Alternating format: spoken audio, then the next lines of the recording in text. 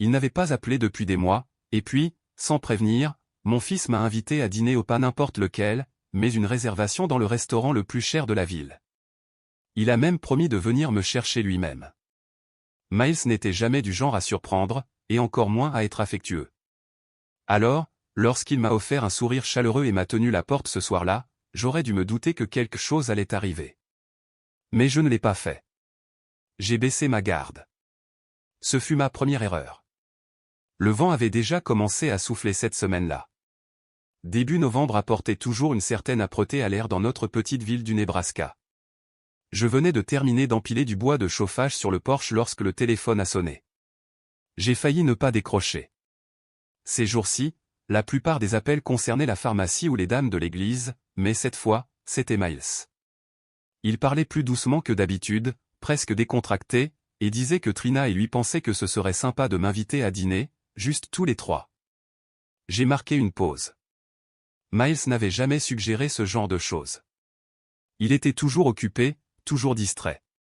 Quant à Trina, elle n'était pas méchante, mais elle était distante, d'une manière qui ne fondait jamais, malgré tous les jours de fête que nous partagions.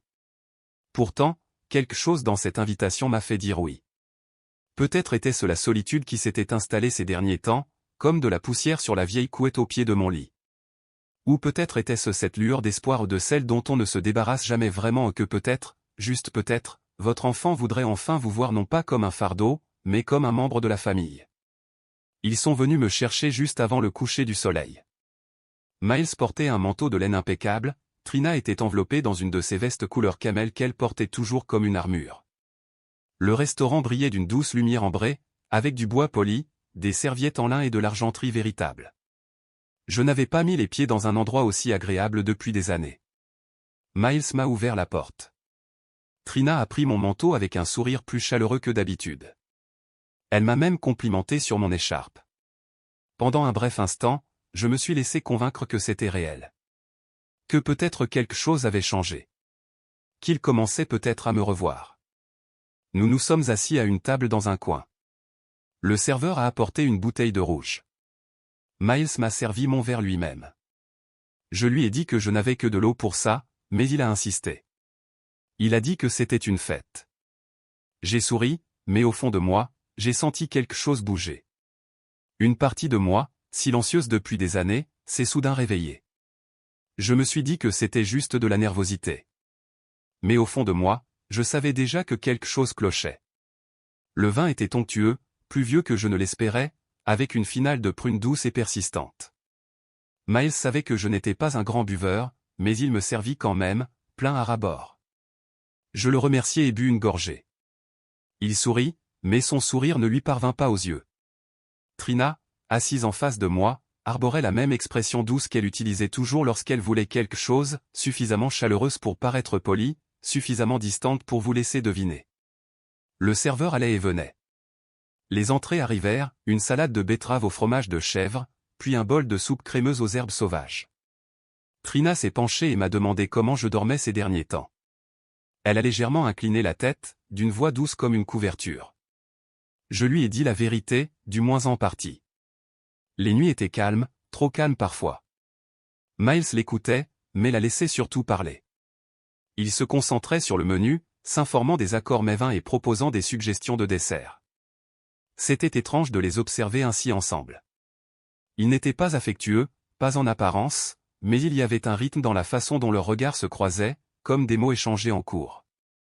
Lorsque le plat principal arriva, agneau braisé et carottes rôties, l'ambiance avait changé. Le ton de Trina devint plus joyeux, presque excité. Elle m'a demandé si j'étais allé au lac récemment. J'ai répondu, pas depuis la fin de l'été. Elle a hoché la tête, presque ravie, puis s'est tournée vers Miles et a dit que ce serait un endroit idéal pour de petits événements, des mariages, des retraites, des week-ends bien-être. Je n'ai pas réagi tout de suite. J'ai regardé Miles couper sa viande en morceaux lents et réguliers. Ses mains ne tremblaient pas. Les miennes, si. Trina a parlé de la lumière naturelle et de la façon dont la cabane pourrait retrouver tout son potentiel. Elle a mentionné son ami Domaha, qui dirigeait une entreprise d'hôtellerie-restauration. Puis elle m'a souri et m'a dit que la terre était un cadeau et que les cadeaux devaient être partagés. J'ai posé ma fourchette. Quelque chose en moi s'est tu. Quand le dessert arriva, Miles sortit un dossier de la poche de son manteau. Les papiers à l'intérieur étaient bien rangés, découpés et présurlignés. Il s'exprima clairement, expliquant qu'ils avaient consulté quelques professionnels, juste pour avoir des idées. Si je signais maintenant, nous pourrions commencer le processus plus tôt, sans pression, bien sûr. Trina a ajouté que je pouvais encore vivre là-bas. Il ne changerait rien sans demander mon avis. Ce n'était qu'une formalité administrative. La lumière au-dessus de nous était dorée et douce, mais tout en moi était froid.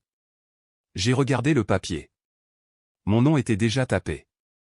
Et c'est là que j'ai réalisé que je n'étais pas invité à dîner. J'étais convoqué. Je me suis assis confortablement, laissant le doux parfum du dessert m'envahir. La table était silencieuse, à l'exception du léger tintement de la cuillère de Trina sur sa crème brûlée. Miles a tendu la main par-dessus le linge et a rapproché le dossier de moi. Son ton était égal, presque apaisant, comme s'il me proposait une serviette chaude plutôt qu'un document officiel. Il commença à m'expliquer les bases, qualifiant cela de simple transfert d'actes, juste pour mettre de l'ordre dans les choses, une bonne idée à faire avant l'hiver. Ces mots étaient soigneusement choisis, chacun conçu pour paraître inoffensif. Il ne leva pas les yeux en parlant. Trina, elle, leva les yeux. Ses yeux restèrent fixés sur moi. Je n'ai pas touché au papier. Mes mains sont restées jointes sur mes genoux. Il m'a dit qu'avec le terrain à son nom, il pourrait mieux gérer les impôts. Il a évoqué la planification successorale et les avantages de la consolidation de la propriété. Il a ajouté que mon nom figurerait toujours au registre, mais pas sur le titre principal. Trina acquiesça, exprimant des affirmations discrètes. Tout avait été répété. J'ai demandé pourquoi il y avait de l'empressement. Miles rigola, dit qu'il n'y en avait pas, mais la façon dont il se penchait en avant, les coudes sur la table, me disait le contraire. Trina intervint à nouveau, d'une voix douce mais tranchante. Elle dit avoir déjà parlé à un conseiller en urbanisme local, au cas où. La ville, affirma-t-elle, envisageait de reclasser les propriétés riveraines. Il serait sage d'agir avant que la situation ne change. Ce mot « agir » restait dans l'air. J'ouvris lentement le dossier. Sur la première page, mon nom complet était écrit en gras. La page suivante indiquait le numéro de la parcelle, les coordonnées du terrain et une brève clause stipulant le transfert intégral de propriété. Une ligne était surlignée en bas. Je pourrais toujours résider sur la propriété, mais tous les droits de développement seraient sous la responsabilité de Miles. Une seule signature m'attendait. J'ai fermé le dossier sans lire davantage. Ma respiration était régulière, mais ma poitrine était serrée. Je leur ai dit que je ne me sentais pas bien. L'expression de Trina ne faiblit pas. Elle me toucha légèrement le poignet et me dit qu'on pourrait le faire une autre fois. Miles sourit, mais je remarquai sa mâchoire crispée. Sa main était toujours sur le dossier quand je me levai. Le serveur revint avec l'addition, et Miles la repoussa d'un geste expert. Il se leva pour m'aider à mettre mon manteau, poli jusqu'au bout. En sortant, le vent fendit l'air de novembre comme un avertissement. Le parking était presque vide. J'entendis le léger frottement de mes bottes sur le trottoir. Dans la voiture, personne ne parlait. Miles m'a ramené chez moi, les phares traversant des plaques de brouillard. Arrivé sur mon porche, il m'a demandé à nouveau, presque avec un air trop désinvolte, si je voulais bien y réfléchir. J'ai hoché la tête. Il s'est penché et m'a embrassé sur la joue.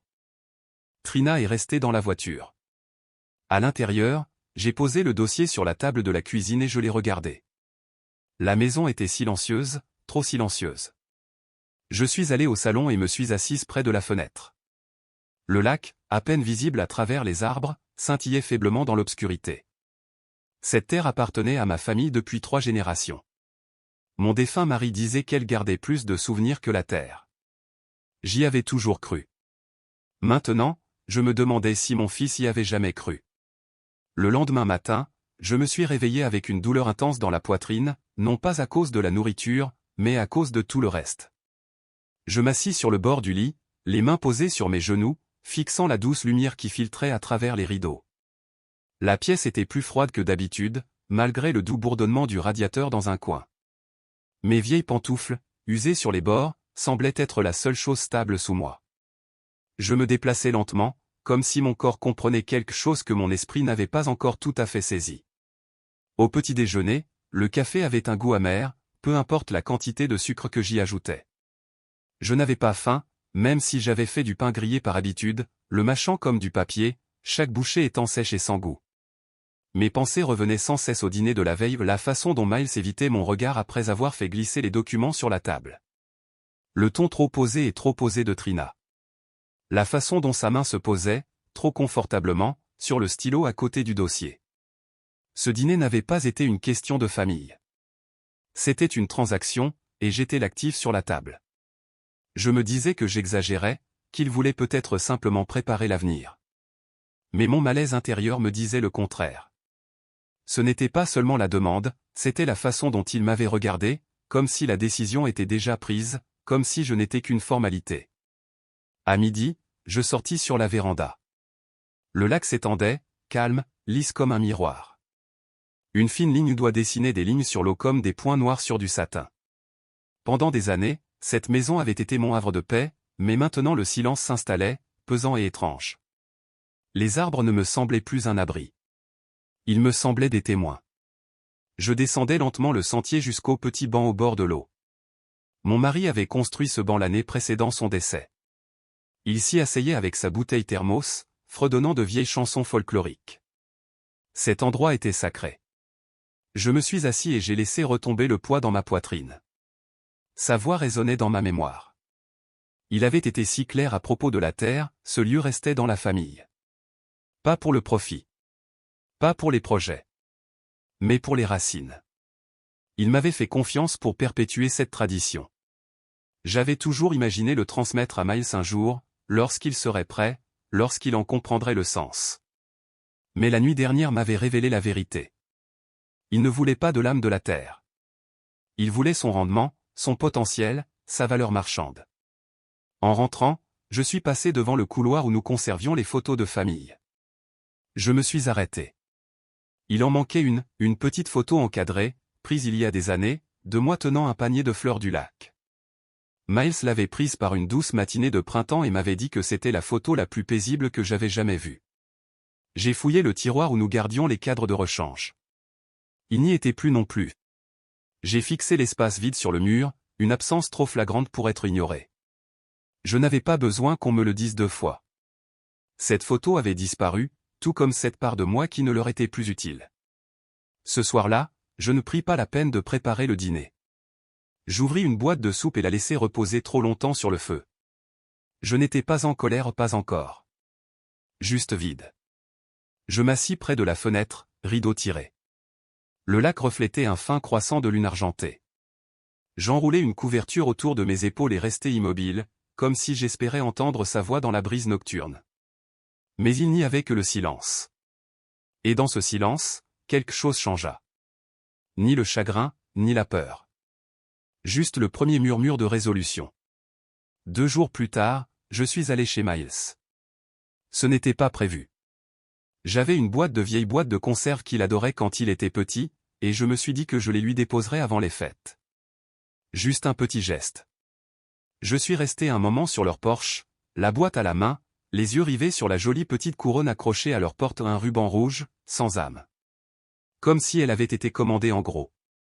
Trina a ouvert la porte, son sourire crispé et trop rapide. Elle s'est écartée, me laissant à peine passer. La chaleur intérieure semblait forcée, comme une maison toute prête à recevoir, mais vide en dessous. Je suis entré et je me suis arrêté. Là, sur le mur du couloir principal, se trouvait un collage familial fraîchement encadré. Des tirages glacés parfaitement disposés, une excursion au lac, une fête d'anniversaire, un barbecue dans le jardin. Tout le monde avait l'air soigné, posé, sans effort. Mais je n'étais dans aucun d'entre eux. Pas un seul. Je m'approchai, les doigts flottant au-dessus de la vitre. Miles se tenait au centre de la plupart des photos, les bras nonchalamment enroulés autour de Trina ou de l'un des enfants. Il semblait heureux, entier. Mais ma place avait disparu, comme si je n'avais jamais fait partie du cadre. Trina passa derrière moi, murmurant quelque chose sur le fait qu'il venait d'imprimer les photos la semaine dernière, un cadeau surprise pour les fêtes. Sa voix était douce, mais sans aucune excuse, sans véritable reconnaissance. Je me suis détourné et j'ai posé la boîte en fer blanc sur la table de l'entrée. Miles n'était pas là, ou du moins c'est ce qu'elle m'a dit. Je n'ai pas demandé où il était. Je ne voulais pas d'une autre excuse qui me retournerait la poitrine pendant des jours. En sortant, j'ai remarqué une petite pile de cadeaux près de la cheminée. L'une des boîtes portait une étiquette adressée à grand-mère, mais l'écriture n'était pas celle de Miles. C'était celle d'un des enfants. Une simple carte était posée dessus, griffonnée au crayon, « Tu me manques ». J'ai failli pleurer sur place. Mais au lieu de cela, je me suis redressé et suis sorti. Le vent s'était levé, violent, tranchant mon manteau comme des couteaux. Je suis retourné à ma voiture, les mains enfoncées dans mes poches. En sortant de leur allée, je suis passé devant un panneau annonçant la fête de Thanksgiving à l'église locale. J'ai réalisé que je n'avais pas été invité cette année. Personne ne m'avait appelé. Personne ne m'avait demandé ce que je faisais. D'habitude, j'apportais la farce ou la tarte à la citrouille. Cette année, il n'y en avait même pas eu mention. À la maison, je suis resté assis sur le porche un long moment, la boîte de cadeaux encore lourde dans ma tête. Je revoyais sans cesse ce mur de photos au poli, froid. Mon absence n'était pas un accident. C'était une décision. Un effacement. À l'intérieur, j'ai attrapé le vieil album photo sur l'étagère. Le vrai, celui qui comptait. Plein de clichés sous une lumière douce, de sourires en coin, de bords tachés. Des photos de Miles avec de la gelée sur les joues. De mon mari nettoyant du poisson au bord du lac. De Trina avant qu'elle n'apprenne à sourire avec les lèvres et non avec les yeux. J'ai feuilleté la photo jusqu'à ce que je tombe sur la photo qu'ils avaient retirée au celle de Miles et moi sur le quai quand il avait 8 ans, tenant une grenouille à 2 mains, les yeux écarquillés de joie. Je l'ai retirée de sa pochette plastique et l'ai placée dans un petit cadre. Puis je l'ai placée près de la fenêtre, là où la lumière de l'après-midi l'éclairait parfaitement, là où personne ne pouvait la décrocher. Il était temps de se rappeler ce qui était réel, même si ce n'était pas le cas. Tout a commencé par une voix basse et pressante qui a résonné à travers la fenêtre un matin. Je venais de rentrer après avoir balayé la véranda quand je l'ai entendu. Le vent l'a emporté par la fenêtre ouverte de la cuisine. Je me suis figé, mon balai toujours à la main. C'était Trina. Dehors, elle arpentait le chemin de gravier entre le lac et la haie de mon voisin. Elle devait penser que je n'étais pas là ou peut-être s'en fichait elle. Sa voix était sèche, hachée. Elle parlait à quelqu'un de permis, d'investisseur, de ce qu'on appelait la retraite Brenna au Lac-Long. Elle prononçait ces mots comme s'ils étaient gravés dans la pierre. Je me suis dirigé discrètement vers la fenêtre, le cœur battant. Je ne voulais pas en entendre davantage, mais je ne pouvais pas m'arrêter. Trina a mentionné la dernière parcelle. La terre d'Esther, a-t-elle dit. Une fois la cession signée, nous pourrons avancer. C'est la dernière parcelle. Je restais figé. C'était donc ça. Il ne s'agissait pas de famille. Ça n'avait jamais été le cas. Ce dîner, les photos, même les cadeaux des enfants, tout cela n'était qu'un coup monté. Une mise en scène pour m'adoucir, pour me faire renoncer à la seule chose qui me restait. Pas seulement une maison. Pas seulement une vue sur le lac. C'était le terrain de ma vie. Et ils avaient utilisé mes propres souvenirs pour le promouvoir. Trina n'arrêtait pas de parler de branding. C'est parfait, disait-elle. Esther dirigeait le cercle des femmes et organisait des ateliers d'été pour les filles. Nous allons mettre cela en avant pour obtenir des subventions, héritage, autonomisation. Cela rend le projet plus attractif pour les bailleurs de fonds. Elle savait tout. Elle avait fait ses recherches. Et elle allait utiliser mon nom, mon travail, mon histoire pour dissimuler la vérité. Je me suis éloigné de la fenêtre et je me suis assis, les mains tremblantes. Non pas de peur. D'une clarté froide et tranchante. Trina était intelligente. Calculatrice. Mais elle m'avait sous-estimé. Elle me prenait pour une vieille personne, sentimentale et facile. Elle avait oublié que je conservais tous les documents, toutes les lettres d'information, toutes les photos de chaque retraite. J'avais encore les registres, les formulaires d'impôt, les notes manuscrites des filles qui étaient venues ici pour coudre, pour parler, pour se sentir vues. Cette terre n'était pas seulement une propriété. C'était un souvenir. C'était une attention. C'était une identité. Et elle voulait le transformer en bulldozer pour les mariages et les week-ends de bien-être. Ce soir-là, j'ai sorti la vieille boîte à dossier du placard à linge. À l'intérieur se trouvaient les copies de tous les contrats fonciers, de toutes les concessions communautaires et de l'acte original. L'encre était encore visible, mon nom était toujours le mien. mon mari l'avait signée avec une note. Cette terre est pour Esther, qu'elle reste à elle et qu'elle serve. Il n'a jamais fait confiance au charme facile, et maintenant, moi non plus. Je n'ai pas beaucoup dormi cette nuit-là. J'ai plutôt dressé une liste de ce dont j'avais besoin, des contacts juridiques, le nom de l'avocat qui avait aidé mon mari à gérer notre succession, des membres du conseil municipal, des femmes de mon ancien cercle, des alliés discrets. À l'aube, j'avais un plan, non pas lutter avec colère, mais reconquérir ce qui m'appartenait avec précision. Trina avait son projet. Maintenant, j'avais le mien. Le lendemain matin, après avoir entendu l'appel de Trina, je me suis préparé un café et j'ai posé la tasse à côté de l'épais dossier que j'avais sorti du placard à linge. Le dossier sentait légèrement le cèdre et la vieille encre. Je ne l'avais pas ouvert depuis des années, mais j'en connaissais chaque recoin. Mes mains n'ont pas tremblé cette fois. En milieu de matinée, j'ai appelé Harold Tilson. Il était à la retraite, vivant dans une ville plus calme au nord d'ici, mais sa voix avait toujours la même sérénité que lorsqu'il avait aidé mon mari à rédiger son testament. Je me suis présenté, même si ce n'était pas nécessaire. Il s'en souvenait. Et quand je lui ai expliqué la raison de mon appel, il y a eu un silence non pas de surprise, mais de cette compréhension qui ne vient qu'avec le temps. Nous avons discuté pendant près d'1 heure. J'ai expliqué ce que j'avais entendu, ce qui s'était passé au dîner, à propos de Trina et des plans pour le terrain. Harold m'a posé des questions claires et précises, puis m'a présenté des options. Il m'a dit que l'acte initial était solide, que mon nom y figurait et que j'en avais la garde complète.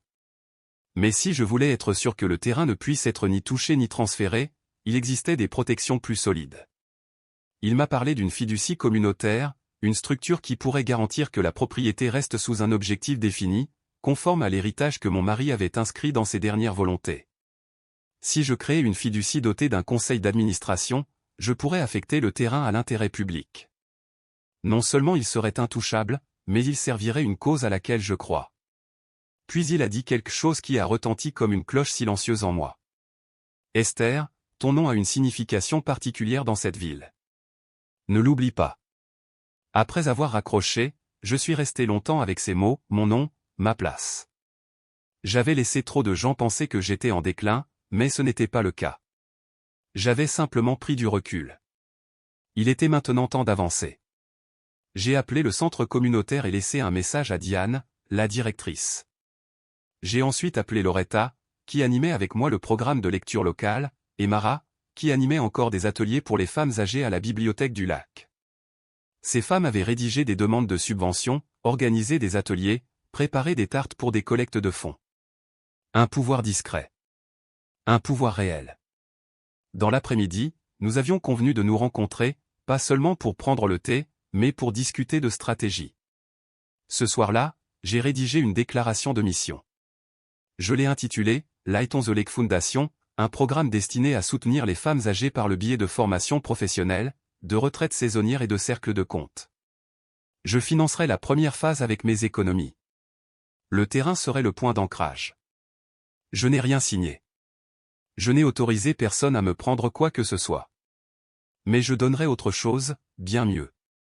Je donnerai mon nom, ma place, mon but, selon mes conditions. Alors que le soleil se couchait sur le lac, j'ai allumé une bougie sur le rebord de la fenêtre. Ce n'était pas pour témoigner mon deuil, mais pour marquer le début de quelque chose qui attendait depuis longtemps. Ce dimanche matin, les bancs de l'église étaient remplis de manteaux de laine usée et du parfum des vieux recueils de cantiques. Le vent de novembre avait balayé la ville toute la semaine, mais à l'intérieur de la chapelle, la chaleur des voix familières et les doux accords de l'orgue donnaient l'impression que le temps s'était arrêté. J'étais assis au 3e rang en partant du fond.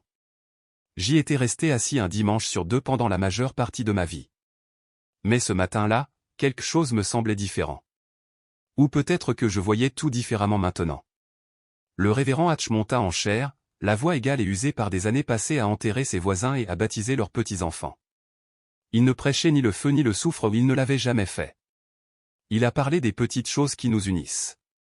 Il a lu l'épître aux Corinthiens, puis a fermé sa Bible et a dit quelque chose qui s'est gravé au plus profond de ma poitrine. Pardonner ne signifie pas abandonner. On peut aimer quelqu'un sans pour autant lui confier les clés de sa maison, de sa paix ou de sa terre. Quelques têtes se tournèrent, d'autres acquiescèrent, mais je restai immobile. Je savais que ce n'était pas pour moi seul. Pourtant, j'avais l'impression que le Seigneur avait placé cette phrase dans sa bouche juste pour moi. Je n'ai pas pleuré. Je n'en avais pas besoin. Ce que je ressentais n'était plus de la tristesse, mais de la clarté. Après la cérémonie, je ne me suis pas attardé à la salle commune pour prendre un café ou des biscuits. Je suis rentré chez moi, mes gants serrés dans une main, l'autre tenant mon manteau fermé, tandis que le vent balayait la ville. Mes pas étaient fermes, sans précipitation. J'ai dépassé le lac. Le niveau d'eau était bas à cette époque de l'année. Des branches nues s'accrochaient au ciel, mais je l'imaginais déjà plein au printemps. De retour à la maison, j'ai ouvert ma boîte à couture non pas pour y mettre du fil ou une aiguille, mais pour trouver l'enveloppe glissée sous le double fond. Elle contenait le dernier mot manuscrit de mon mari. Il l'avait écrit des mois avant sa mort, dans son cursif familière et soigné. Tu as bâti cette maison, Esther. Tu as cultivé le jardin, donné des cours, ouvert tes mains à tous. Si un jour quelqu'un essaie de prendre ce que tu as créé, protège-le. Il appartient à ton esprit. Je l'ai lu 2 fois, puis je l'ai mis de côté. Mon esprit était resté trop longtemps en sommeil. En fin d'après-midi, Diane, Loretta et Mara sont arrivés. J'avais mis la bouilloire à bouillir et disposé de vieux cahiers et un tableau blanc vierge près de la fenêtre. Elles sont arrivées emmitouflées dans leurs manteaux, les joues rouges de froid, les yeux brillants d'une détermination que seules les femmes de notre âge semblent avoir, silencieuses et immobiles. Nous avons travaillé des heures à esquisser ce que deviendrait la fondation Light on the Lake, des retraites pour femmes de 50 ans et plus, des cercles d'écriture, des cours de cuisine, des promenades au bord du lac où nous parlerions de tout et de rien. La terre ne serait pas vendue. Elle serait partagée, avec sagesse et intention. Alors que le ciel prenait une teinte indigo et que les lampadaires clignotaient dehors, j'ai regardé autour de la table. Ce n'étaient pas seulement de vieux amis. C'étaient des bâtisseurs, des croyants, des protecteurs de quelque chose de précieux. Pour la première fois depuis longtemps, je ne me sentais pas dépassé. Je me sentais enraciné. Et tandis que nous terminions la soirée avec un thé à la menthe et l'idée de nous revoir, je savais que mon action ne visait pas seulement à préserver la terre. Il s'agissait de préserver quelque chose de sacré en moi. La terre était à moi. Mais maintenant, la voix que j'avais oubliée m'appartenait aussi. C'était un jeudi après-midi lorsque Miles et Trina sont arrivés sans prévenir. Par la fenêtre de la cuisine, j'ai vu leur voiture s'engager sur l'allée de gravier, le craquement des pneus sur l'allée couverte de givre, un bruit sec et froid. Je m'essuyais les mains sur un torchon. Le cœur calme, mais stable, comme un rythme lent. Ils sont entrés avec des sourires raffinés et une bonne humeur bien plus grande que celle de 2 personnes qui m'avaient coincé à table récemment. Trina portait un manteau cramoisi bordé de fourrure et tenait un cartable en cuir. Miles gardait les mains dans ses poches comme un garçon sur le point de demander pardon alors qu'il ne pensait pas en avoir besoin. Ils s'assirent sur le canapé tandis que je restais assis sur ma chaise habituelle, celle près de la fenêtre. Le soleil perçait la pièce, emportant la poussière. La maison sentait le nettoyant au pain et les lentilles mijotées. Trina ouvrit son classeur. Elle parla avec aisance des investisseurs potentiels, des avantages fiscaux, des rendements escomptés de la transformation de la propriété au bord du lac en un hôtel-boutique. Elle disposait des pages, des tableaux et des cartes à code couleur. Sa voix emplissait la pièce, mais elle était creuse.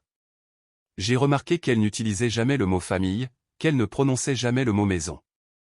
Miles acquiesça, croisant à peine son regard. Il laissa Trina mener le plan, comme toujours. Puis elle arriva à la fin de la présentation.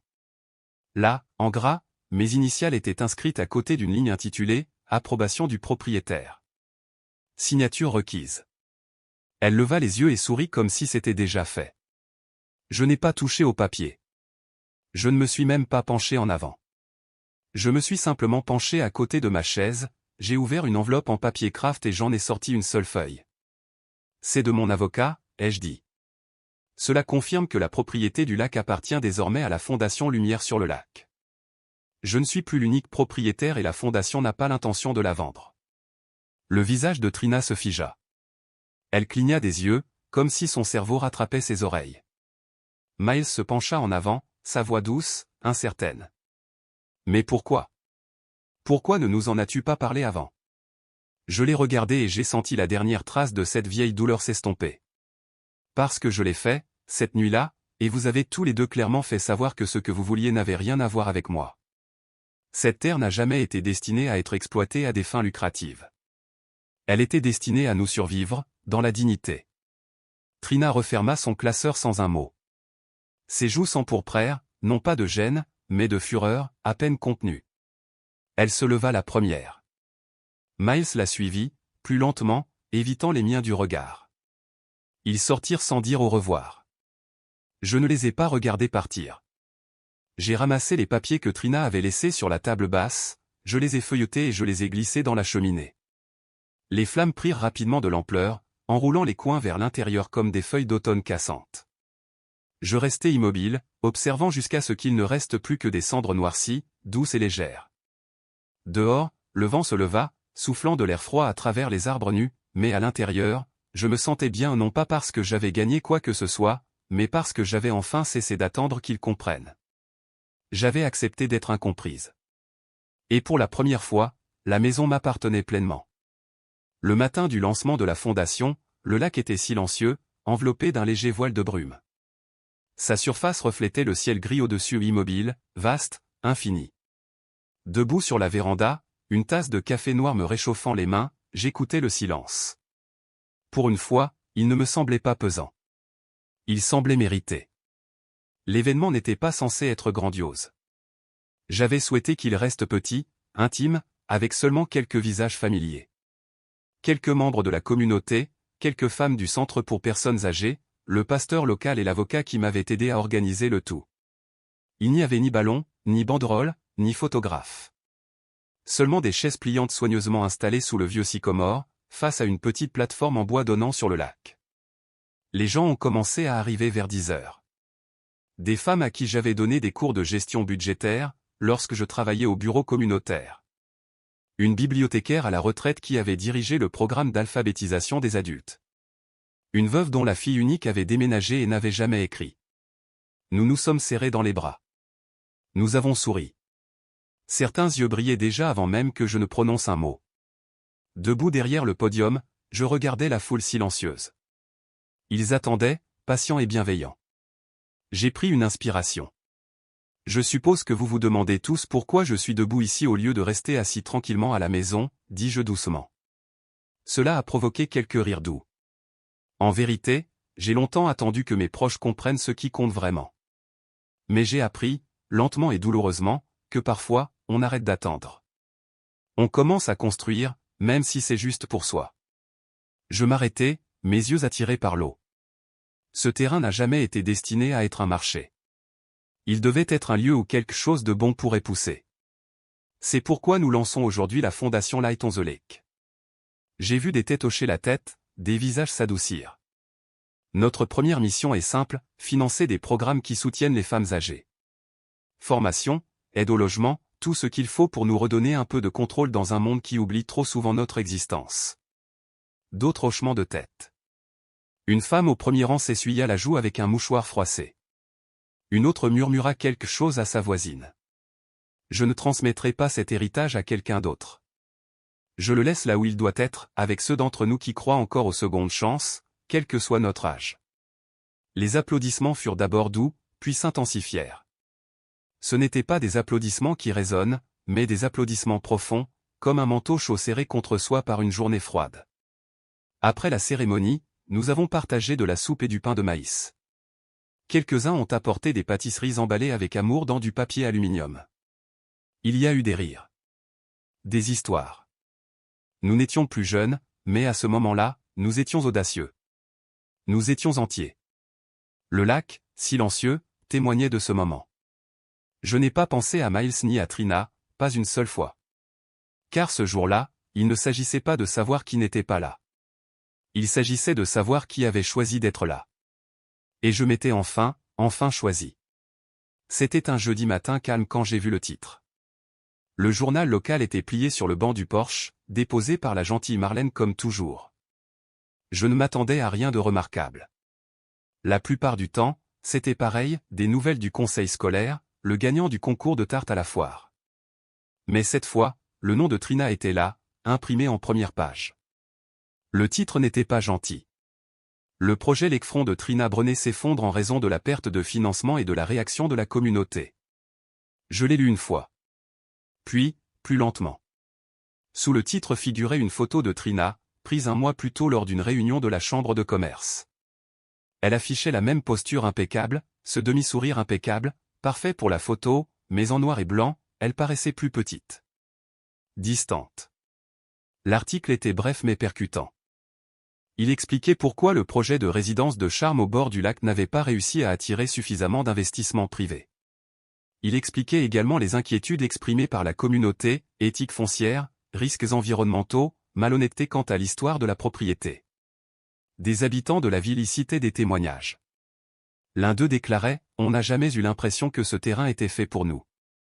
Un autre « Je suis content que le terrain soit resté à sa place ». J'ai plié le papier lentement, je l'ai reposé sur le banc et je suis rentré. Je ne me sentais pas triomphant. Pas d'élan de victoire. Juste du calme. Peut-être une confirmation discrète que mes choix comptaient, même si personne d'autre ne le savait jamais. Plus tard dans l'après-midi, je suis descendu au lac. Le vent était doux, apportant un parfum de pin et une légère note sucrée. Il avait plu la nuit précédente, et la terre était moelleuse sous mes chaussures. Debout au bord de l'eau, je regardais les vagues lécher le rivage ni violentes, ni précipitées. Juste constante. Miles n'avait pas appelé. Trina n'était pas venue. Et bizarrement, cette pensée ne me tracassait plus. J'avais passé une grande partie de ma vie à attendre que les gens deviennent ce que j'espérais qu'ils soient. Mais peut-être que lâcher prise ne signifiait pas les perdre. Peut-être était-ce simplement les voir enfin qui ils avaient toujours été. À l'intérieur, je me suis servi une tasse de thé et me suis installé dans le fauteuil près de la fenêtre, celui-là même où je lisais avec les enfants quand ils étaient petits. J'ai ouvert mon journal et, en haut d'une page blanche, j'ai écrit une phrase simple. Je ne suis pas quelqu'un que l'on efface. Puis j'ai posé le stylo et j'ai souri. Ni amer, ni fier.